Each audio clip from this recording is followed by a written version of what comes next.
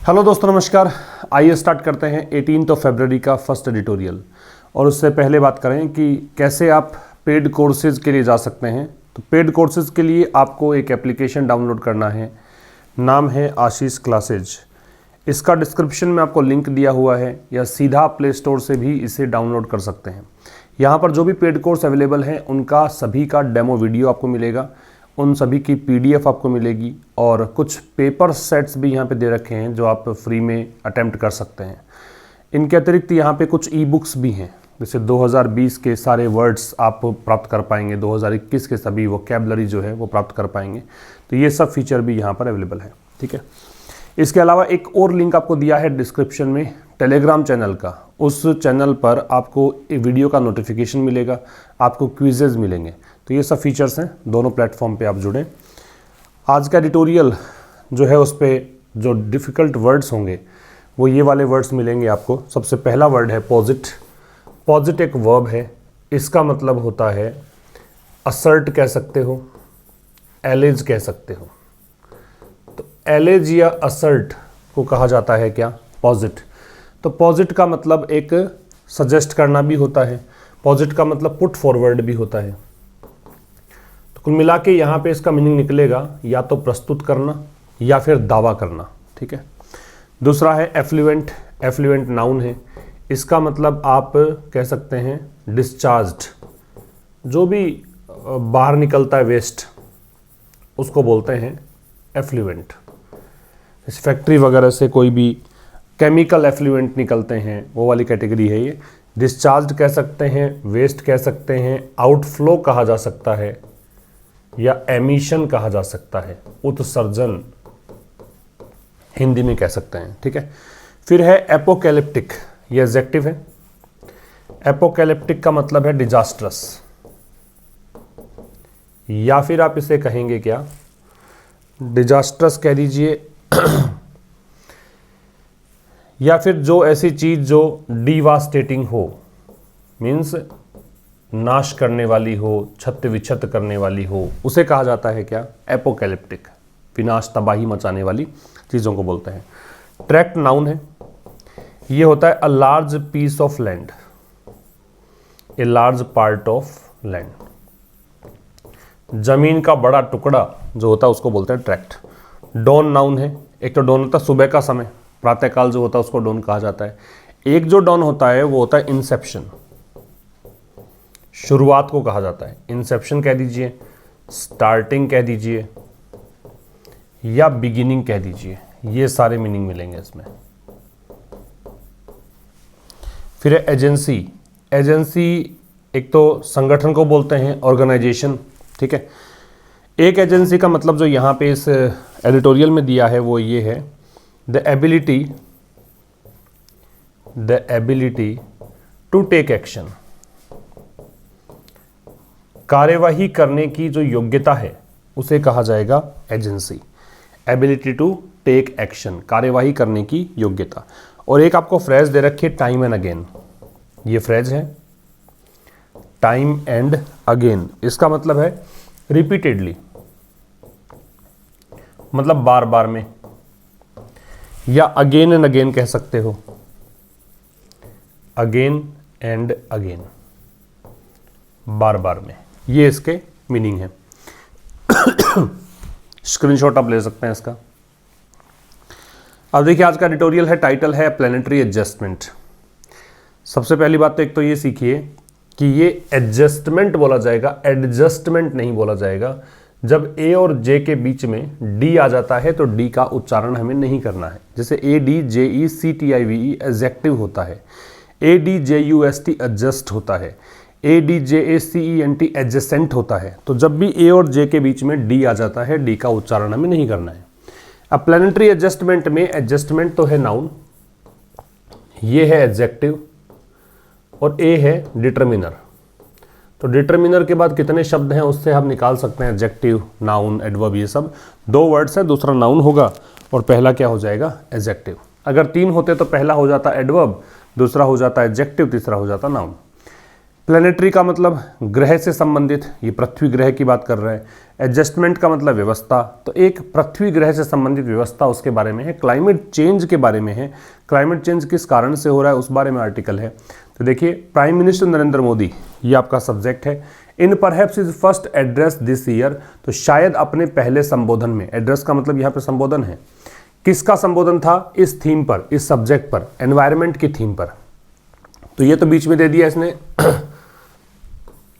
कि prime minister Narendra Modi ने संभवतः यह इनका पहला संबोधन था इस साल का, पर्यावरण पर जब इनको बोलना था। तो इसमें इन्होंने क्या किया, इन्होंने रिमार्क किया, इन्होंने टिप्पणी करी that it was not the planet. किस बात की टिप्पणी करी कि ये जो ग्रह है ये ऐसा ग्रह नहीं है दैट वॉज फ्रेजाइल, कि जिसे आप फ्रेजाइल कहें। फ्रेजाइल का मतलब क्या होता है, वीक कह सकते हो या शेकी कह सकते हो, ठीक है, नॉट स्ट्रॉन्ग कह सकते हो, कमज़ोर। तो आप इस पृथ्वी ग्रह को कमज़ोर ना कहें, लेकिन बल्कि यहाँ पे कमज़ोर कौन है, कमज़ोर हैं लोग और उनकी प्रतिबद्धता। कमिटमेंट का मतलब प्रतिबद्धता, आपने कमिटमेंट किया मतलब आपने वादा किया कि कोई काम करेंगे लेकिन आप उसको पूरा नहीं करें, तो आप कमज़ोर हैं उस प्रतिबद्धता को पूरा करने में। कमिटमेंट के साथ में टू लगेगा। और किस चीज़ में कमिटमेंट, किस चीज़ का, कंजर्विंग नेचर, नेचर को कंजर्व करने का, प्रकृति को संरक्षित रखने का। कुछ चीज़ें ग्रामर की यहाँ पे काम की हैं। देखिए, प्राइम मिनिस्टर नरेंद्र मोदी की जो वर्ब है वो यहाँ पे रिमार्क्ड है। इट है, इसकी वर्ब है वो वॉज है। दैट रिलेटिव प्रोनाउन है, ये इसको डिनोट कर रहा है, तो वॉज इसकी वर्ब है, ठीक है। कमिटमेंट के साथ टू लगेगा, और कमिट में टू लगेगा तो आईएनजी लगेगा, तो ये आईएनजी कंजर्विंग दे रखा है। प्राइम मिनिस्टर नरेंद्र मोदी से पहले द का प्रयोग नहीं है, क्योंकि यहाँ पे जिस पोस्ट को इन्होंने अज्यूम किया हुआ, मतलब जो व्यक्ति इस पोस्ट पर बना हुआ है उसका नाम है, तो प्राइम मिनिस्टर के पहले द नहीं लगेगा। अगर नरेंद्र मोदी आगे नाम नहीं होता तो ये प्राइम मिनिस्टर के पहले द हम लगाते, ये डिफरेंस है, ठीक है। तो एक तो ये वाला कॉन्सेप्ट ध्यान रखिए। एक ये कमिटमेंट के साथ टू लगेगा, ये ध्यान रखिए। एक कमिटमेंट टू के साथ में आईएनजी लगेगा, ये ध्यान रखिए। एक ये ध्यान रखो कि नेचर शब्द है, इसके दो मतलब होते हैं। एक जो नेचर होता है इसका मतलब होता है प्रकृति, और एक नेचर होता है वो होता है स्वभाव, ठीक है। अब प्रकृति, इसको आप यूं कहिए, अगर उर्दू में इसको देखा जाए तो ये होता है कुदरत और ये होता है फितरत, कुछ ऐसा समझ लीजिए इसको। तो जब ये कुदरत के मीनिंग में आएगा तो इससे पहले हम आर्टिकल लगाते नहीं हैं, और जब ये फितरत के अर्थ में आएगा तो हम इससे पहले आर्टिकल द प्लेस कर देते हैं, ठीक है ना। तो यहाँ पे ये फितरत के अर्थ में नहीं आ रहा, कुदरत के अर्थ में आ रहा है। प्रकृति कंजर्व करने का मतलब है जो प्रकृति है उसको डिटीरियोरेट होने से बचाएं, उसका जो फिलहाल क्षय हो रहा है उससे बचाएं, ठीक है। आगे देखिए, फ्रॉम जेम्स लवलॉक्स गाइया हाइपोथेसिस। अब ये एक नाम है व्यक्ति का। हाइपोथेसिस का मतलब परिकल्पना होती है, इमेजिनेशन होती है। तो इनकी जो परिकल्पना है इससे, ठीक है, दैट पॉजिटेड, इस परिकल्पना ने, इस हाइपोथेसिस ने, अब ये हाइपोथेसिस के लिए दैट आ रहा है, रिलेटिव प्रोनाउन है, इसने दावा किया। पॉजिट का मतलब ने भी पढ़ा था, क्लेम करना, एलेज करना, एजर्ट करना, है ना। तो ये सब दावा किया इन्होंने, क्या, द इंटरकनेक्टेडनेस ऑफ नेचर। इन्होंने कहा कि प्रकृति जो है वो एक दूसरे पर मतलब इंटरकनेक्टेड है, इसका संबंध किसी और चीज़ से है, किसी और का संबंध प्रकृति से है, ऐसे इनकी इंटरकनेक्टिविटी पाई जाती है। अब यहाँ से इनके हाइपोथेसिस से यहाँ तक मतलब नोबेल लॉरियट, लॉरियट जो होता है विनर होता है, तो नोबेल लॉरियट पुरस्कार विजेता, ठीक है। तो नोबेल पुरस्कार विजेता पॉल क्रुजन, यहाँ तक। अब इनके बारे में क्या है, हु रिलेटिव प्रोनाउन इनके लिए है। वार्न, जिन्होंने चेतावनी दी, दैट केमिकल एफ्लुएंट्स, कि जो रासायनिक उत्सर्ज मतलब वेस्ट निकलता है, एफ्लुएंट हमने देखा आउटफ्लो होता है, डिस्चार्ज होता है, वेस्ट होता है, तो जो केमिकल एफ्लुएंट्स निकलते हैं वर ऑल्टरिंग, इन्होंने कहा ऑल्टर का मतलब चेंज करना है, कि ये चेंज कर रहा है द प्लैनेट्स एटमॉस्फेयर, इस ग्रह का वातावरण, एंड कोजिंग, और क्या कर रहा है, तो वर से जुड़ा हुआ ऑल्टरिंग है, तो यहाँ वर लगाने की जरूरत नहीं है, सब्जेक्ट यही है, तो ये कॉजिंग है। हार्मफुल क्लाइमेट चेंज, और क्या कर रहा है, harmful climate change feedback effects. Feedback क्या होता है, फीडबैक का मतलब जनरली हम ये मानते हैं कि भाई आपने कैसा परफॉर्म किया, कैसी कोई आपकी मतलब कोई कार्य रहा, उसके बारे में कितना अच्छे से किया, कितना बुरे से किया, वो जो रिपोर्ट होती है किसी से आप पूछते हो उसको फीडबैक बोलते हैं।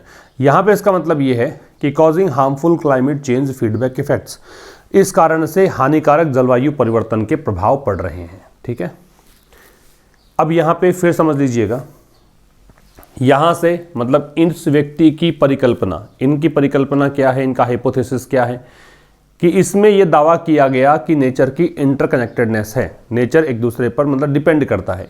यहाँ से लेकर नोबेल पुरस्कार विजेता पॉल क्रुटजन की बात करें तो जिन्होंने चेतावनी दी थी कि केमिकल एफ्लुएंट जो हैं वो प्लैनेट के एटमॉस्फेयर को चेंज कर रहे हैं और हार्मफुल क्लाइमेट चेंज का कारण बन रहे हैं। इनसे लेकर यहाँ तक many have made the case, many यहाँ पे प्रोनाउन है क्योंकि मैनी के बाद में कोई नाउन नहीं है, तो जब नाउन नहीं है तो प्रोनाउन है, और आगे नाउन होता तो ये होता डिटर्मिनर। ठीक है, अब ये प्लूरल आएगा, हैव मेड द केस, तो बहुत सारों ने ये भी माना है। मेक द केस का मतलब एक प्रकार से इनकी ये मानना है, ये बिलीव करते हैं that humanity is in the anthropocene era, कि मानवता जो है इसकी वर्ब ये है, ये इस युग में है। अभी एंथ्रोपोसीन क्या होता है? एंथ्रोपोसीन अभी हाल फिलहाल की जो हिस्ट्री है, रिसेंट हिस्ट्री जो है पृथ्वी की, जिसमें मानवीय गतिविधियों का प्रभाव पड़ता है क्लाइमेट पर या पृथ्वी पर, उसको बोलते हैं एंथ्रोपोसीन। ठीक है, मतलब अर्थ की रिसेंट हिस्ट्री में जो मानवीय गतिविधियां हैं, जो भी हम लोग काम करते हैं, खेती कर रहे हैं या कारखाने चला रहे हैं या फिर हम जो भी मीन्स ऑफ कन्वेंस का प्रयोग करते हैं, इनसे प्रभाव क्या पड़ सकता है पृथ्वी पर, हमारी जलवायु पर, उसको बोलते हैं एंथ्रोपोसीन। ठीक है, एरा मतलब युग होता है। एंड इज लाइक, अब ह्यूमैनिटी की वर्ब इज है, लाइक अ जियोलॉजिकल फोर्स। जियोलॉजिकल का मतलब पृथ्वी से संबंधित है ना, क्या कह सकते हैं, जियोलॉजी जो होता है वो पृथ्वी का अध्ययन होता है, पृथ्वी की सरफेस कैसी है, कैसी चट्टानें हैं, कैसा मतलब यहाँ पे भूभाग है, उसके अध्ययन को जियोलॉजी बोलते हैं। जियोलॉजिकल एडजेक्टिव हो गया, फोर्स का मतलब कारक हो गया, तो भौगोलिक संरचना संबंधित जो कारक हैं, that is shaping the planets destiny, that यहाँ पे इसके लिए आ रहा है, जो कि शेप कर रहा है, आकार दे रहा है प्लैनेट के डेस्टिनी को। प्लैनेट हो गए पृथ्वी लोक, डेस्टिनी का मतलब भाग्य होता है। इसको रिपीट कर रहा हूँ, समझिए। यहाँ तक तो हमने पढ़ ही लिया। ठीक है, यहाँ से लेकर यहाँ तक बहुत सारे लोगों ने ये माना है कि ह्यूमैनिटी जो है वो एंथ्रोपोसीन एरा में है और एक जियोलॉजिकल फोर्स के रूप में है। जियोलॉजिकल फोर्स एक्चुअली क्या करता है, जियोलॉजिकल फोर्स से पृथ्वी की आकृतियाँ बदल जाया करती हैं, जैसे ज्वालामुखी आ जाएगा, है ना, ज्वालामुखी बन जाएगा, या फिर आप यूँ कहें बड़े बड़े पहाड़ बन जाएंगे, है ना, या फिर बहुत बड़ी खाई बन जाएगी, ये जियोलॉजिकल फोर्स कर सकता है। तो ये एक एंथ्रोपोसीन एरा है, मतलब जो मानवता है वो इस युग में है, और ये कुछ ऐसा है कि जियोलॉजिकल फोर्स बन रहा है जो कि पृथ्वी के भाग्य को बदल रहा है या शेप कर रहा है, एक नया आकार दे रहा है। हाउएवर, हालांकि, ये विरोधाभासी कंजंक्शन है, एडवर्ब भी होता है। हालांकि this gives the distorted sense, ये एक ऐसा सेंस देता है जो डिस्टोर्टेड है। डिस्टोर्टेड का मतलब होता है डिफॉर्म्ड, विकृत। ठीक है, अब इससे जो सेंस निकलता है वो डिफॉर्म्ड है, that it is a vaguely defined planet. क्या कि ये एक वेगली डिफाइंड प्लैनेट है, ये एक ऐसा प्लैनेट है जिसकी परिभाषा दी गई है कैसी, वेग तरीके से। वेग का मतलब होता है जो क्लियर ना हो, जो अस्पष्ट हो। ठीक है, एकदम एग्जैक्ट आप नहीं पहुंच पाए किसी चीज तक, एग्जैक्टली डिफाइन नहीं किया गया हो, क्लियरली डिफाइन नहीं किया गया हो, थोड़ी बहुत वहां पे एम्बिग्यूटी रख दी गई हो, तो उसको बोलते हैं वेगली। हालांकि ये एक डिस्टोर्टेड सेंस देता है कि it is a vaguely defined planet, कि ये एक वेगली डिफाइंड प्लैनेट है दैट नीड्स प्रोटेक्टिंग। कौन सा प्लैनेट है जिसको जरूरत है प्रोटेक्टिंग की, सुरक्षित रखने की। अ नोशन, ये एक ऐसा विचार है। रीइंफोर्स्ड, रीइंफोर्स का मतलब क्या होता है, बट्रेस करना या फिर अंडरपिन करना या फिर स्ट्रेंथन करना, मजबूती देना। ठीक है, एक ऐसा विचार जिसको मजबूती दी गई किसके द्वारा, apocalyptic documentaries on melting glaciers. Melting मतलब पिघलते हुए, ग्लेशियर आप समझते हैं बर्फ के पहाड़ मान लीजिए। अब ग्लेशियर हो गया नाउन यहाँ पे, ठीक है, और ये आपका हो गया एडजेक्टिव, और मैं इसको कहूंगा क्या, present participle. Present participle, present participle क्यों कहा जा रहा है इसको, क्योंकि इसमें आईएनजी दे रखा है, तो जिस क्रिया के साथ आईएनजी लग के वो नाउन को मॉडिफाई करे वो सब क्या कहलाते हैं, प्रेजेंट पार्टिसिपल। यही अगर थर्ड फॉर्म के रूप में होता तो इसे क्या कहा जाता, पास्ट पार्टिसिपल। एपोकैलिप्टिक डॉक्यूमेंट्रीज में डॉक्यूमेंट्रीज जो शब्द दे रखा है आपको, ये आपका नाउन है और ये जो दे रखा है ये आपका एडजेक्टिव है। ठीक है, एपोकैलिप्टिक हमने देखा कि ये डिजास्ट्रस होता है, डिवास्टेटिंग होता है। तो हालांकि ये एक डिस्टोर्टेड सेंस देता है, ये जो बात हमने पीछे देखी है ये एक ऐसा सेंस है डिस्टोर्टेड है, विकृत है, सही नहीं है। That it is a vaguely defined planet. क्या सेंस ये कि भाई ये जो प्लैनेट है, पृथ्वी ग्रह है, ये इसकी सही तरीके से इसको डिफाइन नहीं किया गया है। That need protecting. अब ये प्लैनेट कौन सा है जिसको प्रोटेक्टिंग की ज़रूरत है, जिसको प्रोटेक्शन की ज़रूरत है। ये एक ऐसा विचार है जिसको कि अभी प्रोटेक्शन की ज़रूरत क्यों है, ये एक ऐसा विचार है, आइडिया को बोलते हैं, नोशन लिख सकते हैं आप, आइडिया। तो ये एक ऐसा विचार है जिसको कि रीइंफोर्स किया गया है डॉक्यूमेंट्रीज के द्वारा। डॉक्यूमेंट्रीज कौन सी होती हैं? जो कि आप फिल्म बनाते हैं, टेलीविज़न या रेडियो के अंदर कुछ प्रोग्राम है जिस पे किसी खास विषय पर कोई जानकारी आप दे रहे हो, उसको डॉक्यूमेंट्री बोलते हैं। तो ऐसी डॉक्यूमेंट्री जो एपोकैलिप्टिक थी, जो विनाशकारी थी, जो डराने वाली थी, किस पर? मेल्टिंग ग्लेशियर्स पर। तो ये बात इन डॉक्यूमेंट्री से सिद्ध हो गई कि हाँ भाई ये ऐसा ग्रह है जिसको बचाने की ज़रूरत है, सुरक्षा की ज़रूरत है। The truth is more complex. अब कह रहा सच जो है, ट्रूथ नाउन होता है, ट्रू होता है वो एडजेक्टिव होता है। TRUE ट्रू वो एडजेक्टिव है, ट्रूथ नाउन है। तो ट्रूथ जो है वो अधिक जटिल है, बहुत कॉम्प्लेक्स है। ठीक है, ट्रूथ की वर्ब इज है। मैन्स इम्ब्रेस, इम्ब्रेस का मतलब गले लगाना होता है वैसे, लेकिन यहाँ पे अपनाना है। ठीक है, अडॉप्शन है। तो इंसान, अभी मैन जो है ये मैन वुमन दोनों के लिए है, ह्यूमन बीइंग के लिए है, किसी खास एक व्यक्ति के लिए नहीं है। और याद रखें कि जब भी मैन का प्रयोग आप जेनरिक रेफरेंस में करें, जब मैन बराबर मैन प्लस वुमन हो, जब मैन बराबर मैन प्लस वुमन हो, जेनरिक वे में बात करें, किसी खास की हम बात ना करें, तो इससे पहले हम आर्टिकल लगाते नहीं हैं, याद रखिएगा। ठीक है, तो मैन्स एम्ब्रेस ऑफ एग्रीकल्चर मतलब इंसान ने किसको अपनाया? कृषि को। द डोमिनेंस, दूसरी बात देखो, डोमिनेंस का मतलब प्रभुत्व होता है, हावी होना होता है। प्रभुत्व किसका है? प्रभाव किसका है? व्हीट और राइस एज फूड क्रॉप्स। और इंसान जो है खाद्य फसलों के रूप में किसको, मतलब एग्रीकल्चर में किसको ग्रो करता है? तो गेहूं और चावल की खेती करता है। And the clearing of forest tracts. और फिर जब फसल हो गई तो खेतों को साफ करना पड़, दूसरी फसल को बोने से पहले फिर साफ होते हैं फॉरेस्ट ट्रैक्ट्स, बड़े बड़े जो भूभाग हैं। ट्रैक्ट का मतलब बताया large area, large part of land. Cause the first major large scale changes. तो इन सब चीज़ों ने, एक तो क्या है इंसान के द्वारा खेती को अपनाना, दूसरा क्या है व्हीट और राइस का फूड क्रॉप्स के रूप में डोमिनेंस होना, तीसरा क्या है फॉरेस्ट ट्रैक्ट्स का क्लियरिंग।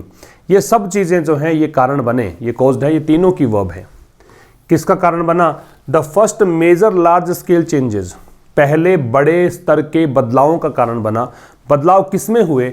बदलाव हुए इसमें, तो चेंजेस किस में हुए? उसकी वर्ब टू है। ग्लोबल क्लाइमेट में, वैश्विक जलवायु में। दो, यद्यपि देयर इफेक्ट्स, ये जो गतिविधियां थी इनका प्रभाव जो है वर एपेरेंट, वो ऑब्वियस था, वो सामने आया। एपेरेंट का मतलब ऑब्वियस होता है, क्लियर होता है। ये सामने आया ओनली ओवर सेंचुरीज, मतलब केवल कुछ शताब्दियों बाद में समझ में आया कि हाँ भाई ऐसा किया तो प्रभाव पड़ गया। ठीक है, जल्दी से समझ में नहीं आया, जल्दी सामने नहीं आया। तो ट्रूथ की वर्ब तो इस थी means embrace, the dominance, the clearing. Clearing noun है, द के बाद में आप नाउन लगाते हैं, आर्टिकल है, इस कारण से इसको नाउन कहेंगे आप। तो ING लगकर एडजेक्टिव भी बनती है वर्ब और नाउन भी बनती है। जब नाउन बन जाती है तो उसे आप जेरेंड कहते हैं। ठीक है, तो ये तो तीनों चीज़ें हैं। इसके कारण first major large scale changes हुए, किसमें? ग्लोबल क्लाइमेट में। यद्यपि उनके जो इफेक्ट थे वो एपेरेंट थे केवल कुछ शताब्दियों में। ठीक है, मतलब 100 वर्षों का टाइम लग गया जिनसे समझ में आया कि भाई इन चीज़ों का प्रभाव पड़ रहा है, जल्दी असर नहीं दिख रहा था इनका। एटमॉस्फेरिक चेंजेस, अब कह रहा है पर्यावरणीय या वातावरणीय जो बदलाव है, ड्यू टू, किस कारण से? द डॉन, डॉन का मतलब इंसेप्शन है, स्टार्टिंग है, बिगिनिंग है, ऑफ द इंडस्ट्रियल एज, तो औद्योगिक युग की शुरुआत के कारण जो एटमॉस्फेरिक चेंजेस हुए और जो फॉसिल फ्यूल्स के यूज़ हैं वो हैपन हुए। यूज़ की वर्ब हैपन है।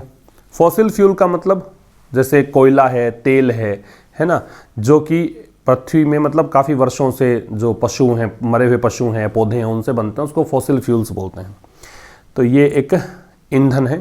तो ये कह रहा है कि फॉसिल फ्यूल्स का यूज जब हुआ, रिलेटिवली स्पीकिंग का मतलब क्या होता है? ये एक ऐसी फ्रेज है जिसका प्रयोग हम तब करते हैं जब कोई चीज़ को कंपेयर कर रहे होते हैं। ठीक है, तो अगर हम कंपेयर करें उस पहले वाली चीज़ से, तो इनका जो चीज़ है ना, एक तो इंडस्ट्रियल एज का शुरुआत और एक फॉसिल फ्यूल का इस्तेमाल, ये क्या है, इन अ ब्लिंक ऑफ एन आई, मतलब ये एक ब्लिंक का मतलब पलक झपकने को बोलते हैं, तो पलक झपकते ही इनका असर दिख गया। इनका असर तो 100 सालों में दिखा, लेकिन एटमॉस्फेरिक चेंजेस जो हुए एटमॉस्फेरिक चेंजेस जो हुए किसके कारण, dawn of the industrial era और यूज ऑफ फॉसिल फ्यूल्स। अब ये भाई ये इसकी वर्ब नहीं है, ये चेंजेस की वर्ब है हैपेंड, ठीक है। तो दो चीज़ों से भाई, ऊपर तो बात हमने करी कि इन चीज़ों के कारण ग्लोबल क्लाइमेट बदला है, फिर एटमॉस्फेरिक बदलाव जो हुए थे औद्योगिक युग की शुरुआत के कारण या फिर फॉसिल फ्यूल्स के इस्तेमाल के कारण, तो ये एटमॉस्फेरिक चेंजेस जो हैपन हुए हैं वो अगर तुलनात्मक रूप से देखा जाए तो ब्लिंक ऑफ एन आई मतलब पल भर में हुए हैं, आंखें झपकने मात्र, मतलब बहुत कम समय में ये बदलाव देखने को मिले हैं, एटमॉस्फेरिक चेंजेस देखने को मिले हैं। What is common to both, तो दोनों ही चीज़ों में कॉमन क्या है, एक तो जो कृषि का अपनाना है, डोमिनेंस ऑफ व्हीट और जो राइस क्रॉप्स हैं उनकी बात करें तो, और दूसरा हमने देखा इंडस्ट्रियल एज की इंसेप्शन हुआ है, तो ये दोनों ही चीज़ों के अंदर कॉमन क्या है, तो ये दोनों ही समय एरा, इनमें कॉमन क्या है वो ये है। तो व्हाट की वर्ब इज है, और what is common to both these eras, इस पूरे क्लोज की वर्ब इज है, वो ये है कि those who suffered the most are the poor, कि वो लोग जो सबसे अधिक सफर हुए वो थे गरीब लोग। मतलब इस दोनों चीज़ों से प्रभाव सबसे ज़्यादा किस पे पड़ा, प्रभाव पड़ा गरीबों पर, और दोज या फिर उन पर with the least agency to shield themselves, shield का मतलब है प्रोटेक्ट या डिफेंड, बचाना, सुरक्षा करना, प्रोटेक्ट कह सकते हो, डिफेंड कह सकते हो, या फिर उन पर असर पड़ा जिनके पास लीस्ट एजेंसी थी, एजेंसी का मतलब एबिलिटी टू टेक एक्शन, मतलब वो कुछ अपने आप को बचाने के लिए कुछ कर ही नहीं पाए, उनको फ्रॉम ए परटर्ब्ड नेचर, और बचाना किससे था अपने आप को, तो प्रोटेक्ट किससे करोगे उसके लिए फ्रॉम लगा है, प्रोटेक्ट करना था परटर्ब्ड नेचर। परटर्ब का मतलब क्या होता है, डिस्टर्ब होता है, अपसेट होता है, अपसेट, डिस्टर्ब, हालांकि ये तो इसने एडजेक्टिव के रूप में यूज किया है, मैं वह बता रहा हूं, परटर्ब का अपसेट या डिस्टर्ब होता है, अनसेटल होता है, ठीक है।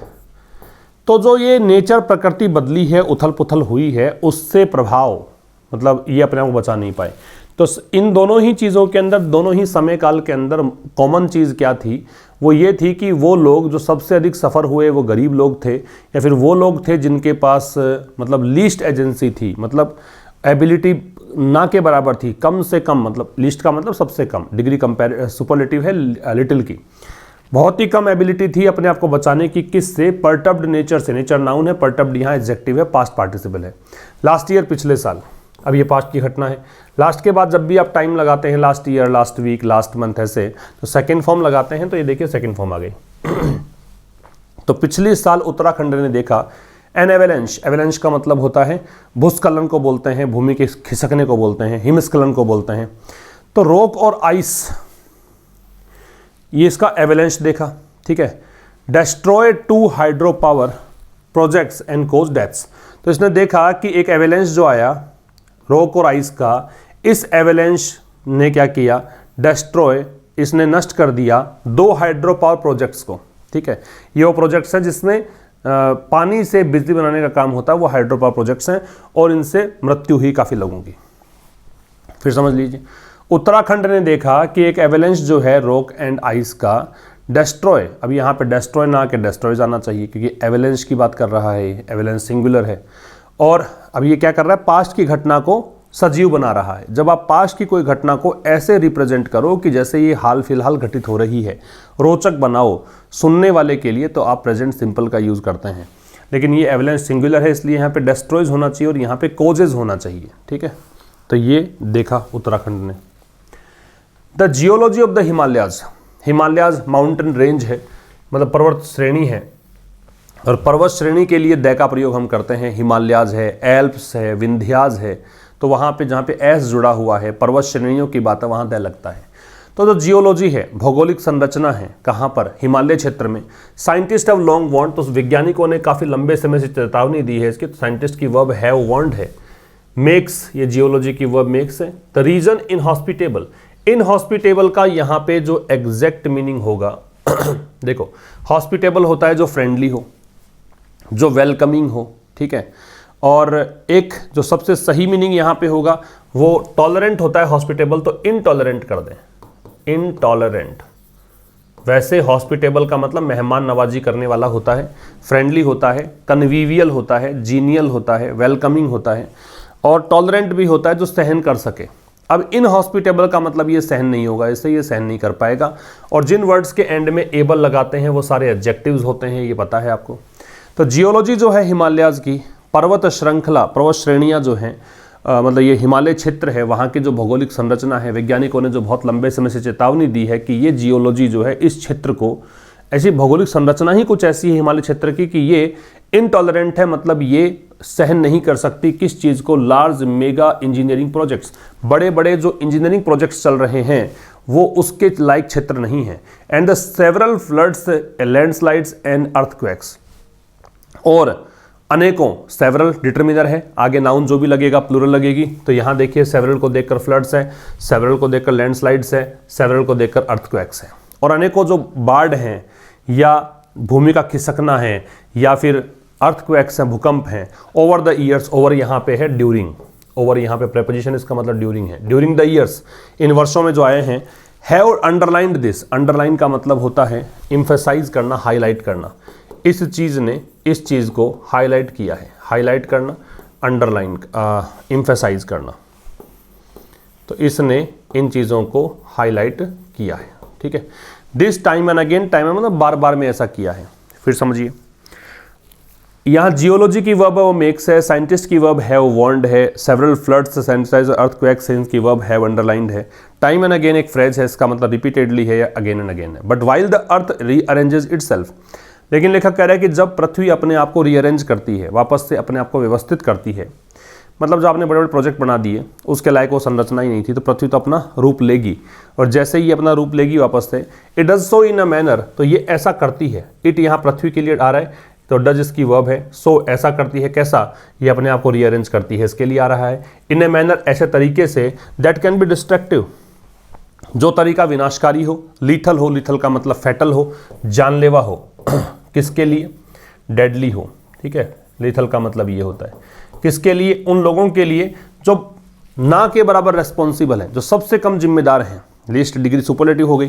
फॉर कॉजिंग द डिसइक्विलिब्रियम, देखो इक्विलिब्रियम एक होता है शब्द, इसका मतलब बैलेंस होता है, इसका मतलब हार्मनी होती है, इसका मतलब पैरिटी होती है, सिमिलैरिटी होती है, सिमेट्री होती है, इसका मतलब समझ जाएं आप, बैलेंस, या फिर आप इसे कह सकते हैं पैरिटी या इक्वेलिटी, ठीक है, मतलब संतुलन मान लीजिए। डिसइक्विलिब्रियम असंतुलन हो गया, ठीक है, इम्बैलेंस हो गया।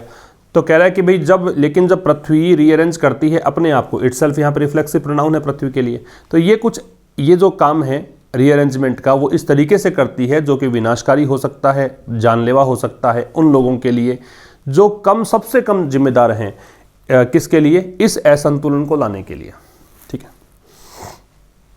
दस a fragile word to mean a brittleness, तो अब कह रहा है इस प्रकार से, दस थोड़ा यहाँ कंक्लूड करना चाह रहा है स्टेटमेंट को कि भाई इस प्रकार से फ्रेजाइल, फ्रेजाइल क्या होता है, फ्रेजाइल का मतलब जो भंगुर हो, जो जल्दी टूट जाए, इजीली ब्रोकन जो है ना, उसको बोलते हैं फ्रेजाइल। तो यदि फ्रेजाइल का मतलब ये है, अब ये कंडीशनल सेंटेंस बना रहा है, सपोजिशनल एक चीज़ है, कल्पना करने के लिए कह रहा है, तो यहाँ पे आएगा वर, वॉज नहीं आएगा। फ्रेजाइल हालांकि सिंगुलर है लेकिन कंडीशनल सेंटेंसेस में वॉज नहीं लगा के वर लगाते हैं। तो यदि फ्रेजाइल के मायने ये हैं कि ब्रिटलनेस, ब्रिटलनेस मतलब जल्दी टूटने वाला गुण, भंगुरता का गुण। नीडिंग केयर, नीड केयर मतलब अगर कोई चीज़ जल्दी टूट, शीशा है जल्दी टूट जाता है तो उसको केयर की आवश्यकता है, उसको सावधानी से रखने की ज़रूरत है, ठीक है। तो इस प्रकार से फ्रेजाइल का मतलब अगर ब्रिटलनेस है जिसको कि केयर की ज़रूरत है, देन तो फिर इट इज़ पीपल, तो वो लोग हैं, it is people and animals, लोग हैं, पशु हैं, दैट नीड प्रोटेक्शन, जिनको की प्रोटेक्शन की आवश्यकता है। किसकी बजाय, यहाँ पे रेदर देन होना चाहिए, किसकी बजाय, वेगली डिफाइंड प्लैनेट, उस ग्रह की बजाय जो वेगली डिफाइंड है, ठीक है, जिसको तो आपने सही तरीके से परिभाषित ही नहीं किया है, अभी भी अस्पष्टता है इसकी संरचना को लेकर, इसके डेफिनेशन को लेकर। तो यदि फ्रेजाइल के मायने ये है कि ब्रिटलनेस है, भंगुरता है, जिसको की केयर की ज़रूरत है, तो फिर वो लोग और एनिमल्स हैं जिनको की प्रोटेक्शन की ज़रूरत है इस प्लेनेट की बजाय।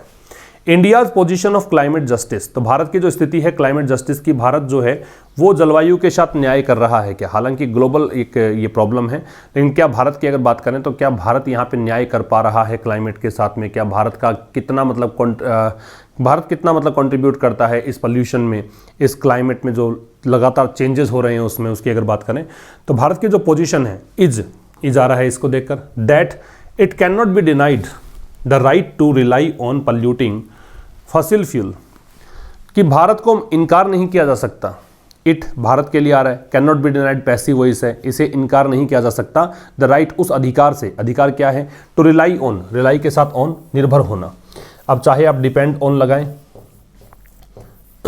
या फिर रिलाई ऑन लगाएं या फिर रेस्ट ऑन लगाएं या बैंक ऑन लगाएं या हिंज ऑन लगाएं, इन सब का मतलब होता है निर्भर होना। ठीक है, तो कह रहा है भारत का एक अधिकार है कि भाई ये पॉल्यूटिंग मतलब प्रदूषण करने वाले, प्रेजेंट पार्टिसिपल है, फॉसिल फ्यूल बताया मैंने, जीवाश्म ईंधन होता है, इसका प्रयोग करेगा। किस लिए? एमिलियोरेट होता है इंप्रूव करना, किसी चीज़ की क्वालिटी को सुधारना होता है एमिलियोरेट। किसके लिए? इंप्रूव करने के लिए। किसको? लिविंग कंडीशन, जीवन स्तर को। किसका? अधिकांश भारतीयों का। जब मोस्ट का मतलब अधिकांश होता है तो उससे पहले आर्टिकल नहीं लगाते हैं। जब मोस्ट का मतलब ऑलमोस्ट होता है तो इससे पहले आर्टिकल प्लेस नहीं करना है। हु हैव लिमिटेड एक्सेस, तो ये वो भारतीय हैं जिनका लिमिटेड एक्सेस है, मतलब वो उनकी पहुंच नहीं है। किस तक? रिलायबल एनर्जी, ये प्राकृतिक गैस हो गई, नेचुरल गैस हो गई, जो पॉल्यूटिंग कम है ना, इनकी बजाय, फॉसिल फ्यूल्स की बजाय, तो यहां तक इनकी पहुंच है नहीं। फिर समझिए, भारत की जो पोजीशन है क्लाइमेट जस्टिस को लेकर वो ये है कि भारत को इनकार नहीं किया जा सकता उस अधिकार के बारे में कि भारत निर्भर हो रहा है किस पर? फॉसिल फ्यूल्स पर, ऐसे फॉसिल फ्यूल्स जो पॉल्यूटिंग है। किस लिए? एमिलियोरेट करने के लिए लिविंग कंडीशंस को, अधिकांश भारतीयों के, वो भारतीय जिनका लिमिटेड एक्सेस है, कहां तक? रिलायबल एनर्जी तक। ठीक है, एक्सेस में 2 लगेगा, ये ध्यान रखना है आपको, एक्सेस है ये 2 लग गया।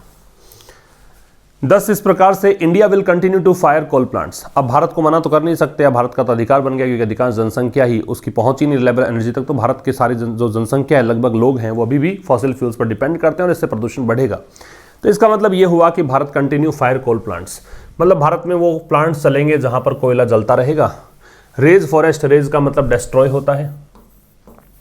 अब ये 2 तरह के रेज होते हैं भाई, एक होता है RAGE, ये होता है एंगर,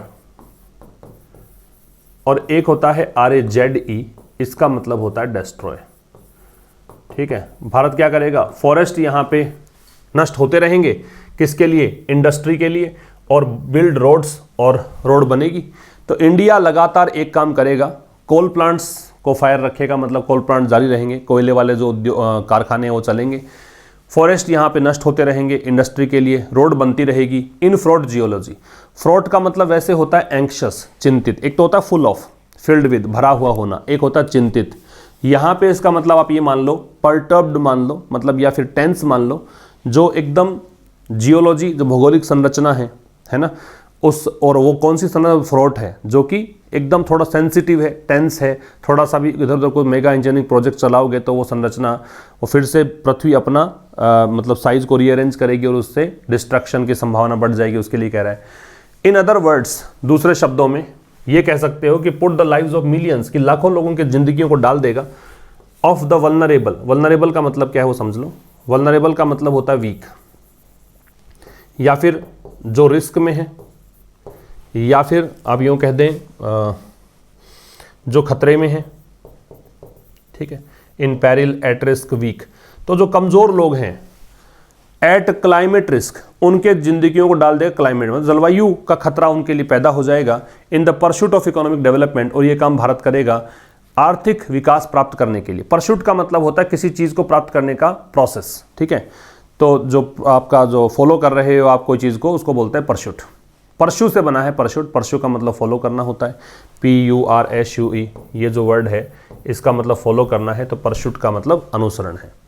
तो इस प्रकार से भारत जो है कंटिन्यू करेगा कोल प्लांट्स को फायर करने का काम, फॉरेस्ट को रेज करने का काम, किसके लिए? इंडस्ट्री के लिए, और क्या करेगा? रोड्स को बनाएगा। तो इंडिया की वह विल कंटिन्यू है, विल के साथ कंटिन्यू जुड़ा हुआ है, रेज जुड़ा हुआ है, बिल्ड जुड़ा हुआ है, किसमें? फ्रॉड जियोलॉजी में। ठीक। अन्य शब्दों में यूँ कहें कि भारत करेगा तो विल के साथ ही ये पुट है, विल लगाने की जरूरत नहीं, सब्जेक्ट यहाँ पे एक ही है। मिलियंस लोगों की जिंदगियां जो हैं, जो किसकी जिंदगियां, वल्नरेबल, जो रिस्क में हैं, उनको छोड़ देगा कहाँ पर, क्लाइमेट रिस्क जोन में। किसके परस्यूट में, इकोनॉमिक डेवलपमेंट के परस्यूट में। India's commitment to net zero, तो भारत की जो प्रतिबद्धता है नेट जीरो मतलब कार्बन उत्सर्जन जीरो पर तक पहुंचाने की जो ये प्रतिबद्धता है, इज सेट, वो सेट है decades into the future at 2070, मतलब कई दशक पड़े हैं, अभी तो 2022 चल रहा है, जो 70 तक भविष्य में कहा है कि हम 2070 के अंदर ये डिकेड्स मतलब नेट जीरो पे पहुंच जाएंगे। भारत की प्रतिबद्धता ये है, ठीक है। अननोन, अननोन्स कैरेक्टराइज, ध्यान से समझिएगा, ये अननोन्स है, ये नाउन है, ये अननोन है वो एडजेक्टिव है। ये हो रहा है ऐसे अननोन्स, ऐसे अज्ञात कारण जो जिनके बारे में हम जानते नहीं हैं, ठीक है। Unknown, unknowns characterize climate science, characterize का मतलब होता है टिपिकल ऑफ होना या किसी चीज़ की विशेषता होना। क्लाइमेट साइंस एंड इंडिया, मतलब जो क्लाइमेट साइंस जलवायु विज्ञान है और भारत है, तो काफ़ी सारी चीज़ें ऐसी हैं जिनके बारे में कुछ पता ही नहीं है क्लाइमेट साइंस और भारत के बारे में। Given it's size and population, किस चीज़ को देखते हुए, गिवन देखते हुए, कंसीडर करते हुए, प्रेपोजिशन है, क्या देखते हुए, साइज एंड पॉपुलेशन, भारत की आकार देखो, भारत की जनसंख्या देखो, उसको देखते हुए। विल बी डिस्प्रोपोर्शनेटली वल्नरेबल, तो कह रहा है कि पता नहीं है कितने लोग, कितनी चीज़ें यहाँ पे वल्नरेबल होंगी। डिस्प्रोपोर्शनेटली का मतलब है गैर अनुपातिक रूप से, मतलब एक्सेसिवली, बहुत ज़्यादा, बहुत ही ज़्यादा वल्नरेबल होंगी, ठीक है। इट मस्ट एक्सिलरेट, भारत के लिए इट आ रहा है, मस्ट आ रहा है तो ऑब्लिगेशन है, जरूरी है, बाध्यता है, तो भारत को जरूर से क्या करना चाहिए, एक्सिलरेट करना चाहिए, गति तेज करनी चाहिए। एंड प्रायोरिटाइज, और प्राथमिकता देनी चाहिए किस चीज़ को, द ट्रांजिशन, ट्रांजिशन का मतलब होता है चेंज, कि भारत को अब एनर्जी सोर्सेज को चेंज कर लेना चाहिए, फॉसिल फ्यूल्स की निर्भरता हटाकर रिलायबल एनर्जी सोर्सेज की ओर मूव करना चाहिए। दैट आर मिनिमली परटर्बिंग, ये कौन से सोर्सेज हैं, ये वो सोर्सेज हैं, रिलेटिव प्रोनाउन है सोर्सेज, इसकी वह बार है, जो कि बहुत ही कम परटर्बिंग है, मतलब कम नुकसान पहुंचाते हैं, कम अपसेट करते हैं, परटर्ब बताया मैंने, अपसेट करना होता है, टू द नेचुरल बैलेंस, जो प्राकृतिक संतुलन है। बिकॉज, कारण क्या है, क्योंकि, अब ये बीच में तो छोड़ दो एक बार आप और सीधा आ जाओ इस पे, क्योंकि ये जो प्लेनेट है which may be in form of incomprehensible at present, incomprehensible का मतलब न समझ में आने योग्य, ठीक है। तो ये प्लेनेट विच आ रहा है प्लेनेट के लिए, जो कि हो सकता है कि फिलहाल तो समझ में नहीं आ रहा है, ठीक है, आपको बताया था ना वो कि वेगली डिफाइंड है, समझ में नहीं आ रहा है इसके बारे में। Will long Outlast its current residents, जो वर्तमान में इसके ऊपर रह रहे लोग हैं, रेजिडेंट्स हैं, इनको लॉन्ग आउटलास्ट करेगा, मतलब बहुत लंबे समय तक आगे तक लेकर जाएगा। आउटलास्ट का मतलब होता है किसी की तुलना में कहीं आगे तक जाना, इसका एग्जिस्टेंस लंबे समय तक होना। बीच में क्या था, and on this the science is certain, और इस फैक्ट पर विज्ञान जो है बिल्कुल सर्टेन है, निश्चित है, साइंस की वर्ब है वो इज है। फिर समझिएगा, it must accelerate and prioritize, Bharat को तेज गति से चलना चाहिए, प्राथमिकता देनी चाहिए बदलाव को। बदलाव किस में लेकर आए, एनर्जी सोर्सेज में। कौन से एनर्जी सोर्सेज, जो कि मिनिमली परटर्बिंग हो, नेचुरल बैलेंस के लिए, मतलब प्राकृतिक संतुलन को बहुत कम डिस्टर्ब करने वाले हों, ठीक है। कारण क्या है, क्योंकि ये जो प्लेनेट है जिसके बारे में हो सकता है कि आज तो हमें कुछ समझ नहीं है, समझ में आने योग्य नहीं है, लेकिन ये क्या करेगा, बहुत लंबे समय तक इसके जो करंट रेजिडेंट्स हैं उनको आउटलास्ट करेगा, काफ़ी लंबे समय तक लेकर जाएगा। और इस बात को लेकर क्या है, विज्ञान भी सर्टेन है। तो ये था आज के इस सेशन में, और ये इस वीक का अंतिम एडिटोरियल था। मंडे टू फ्राइडे हम मिलते हैं ठीक शाम 5 बजे, तो मुलाकात होगी मंडे को ठीक शाम 5 बजे। तब तक के लिए नमस्कार, थैंक यू वेरी मच।